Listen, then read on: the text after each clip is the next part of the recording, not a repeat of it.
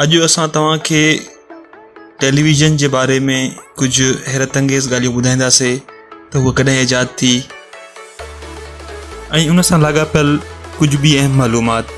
हिन साइंस जे करिश्मे खे जॉन लॉगी बेयर्ड नाले साइंसदान 1925 में ईजाद कयो। टेलीविज़न जी लफ़्ज़ी माना परे वारी शइ खे ॾिसणु आहे, छो त इहे असांखे परे वारियूं शयूं ॾेखारींदो आहे। शुरूआती दौर जे टेलीविज़न जी स्क्रीन ते सिर्फ़ु तस्वीर ई नज़र ईंदी हुई, जेका एतिरी तेज़ फिरंदी हुई जो उन में चुरपुर महसूसु थींदी हुई।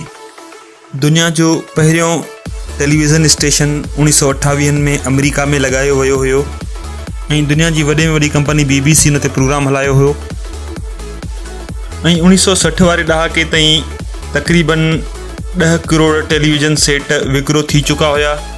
वर्ड टेलीविज़न जो इस्तेमालु सभ खां पहिरें रशियन साइंटिस्ट कॉन्स्टेंट पर्स्की कयो हुयो। 1936 ताईं टेलीविज़न में 12 इंच स्क्रीन थींदी हुई ऐं टीवीअ सां गॾु ॿिया बि उन जा सामान गॾु हूंदा हुया। पाकिस्तान में टेलीविज़न स्टेशन 26 नवंबर 1964 में लाहौर में पहिरीं दफ़ो शुरूआति थी। अमेरिका में 1953 में पहिरियों दफ़ो कलर टीवी ईजाद कई वई हुई ऐं 1982 ताईं उहा दुनिया में आम थी चुकी हुई, छो त 1970 ताईं ब्लैक एंड वाइट चैनल ई हलंदा हुया, पर 1972 ईंदे ईंदे कलर टेलीविज़न मार्केट ते छाइजी चुको हो। सभ खां पहिरियों टीवी रिमोट ज़ेनिथ कंपनी 1950 में ठाहियो हुयो। इन खे टेलीविज़न सां हिकु वायर सां जोड़ियो वियो हुयो। शुरूआती टीवी में कैथोड रे ट्यूब यानी CRT जो इस्तेमालु थींदो हुयो, जंहिंजे करे टीवी कंहिं वॾे संदूक वांगुरु नज़रंदो हो ऐं तमामु वज़नी पिणु हुयो।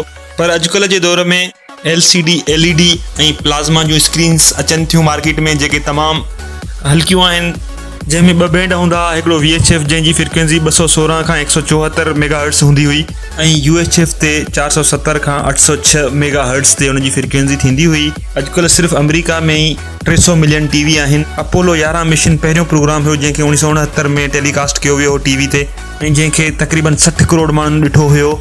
टेलीविज़न जो पहिरियों वक़फ़ो हिकु घड़ीअ जो हो जेको 20 सेकंडनि जो हुयो। गाॾी जो वक़फ़ो शेवरलेट कार जो हुयो।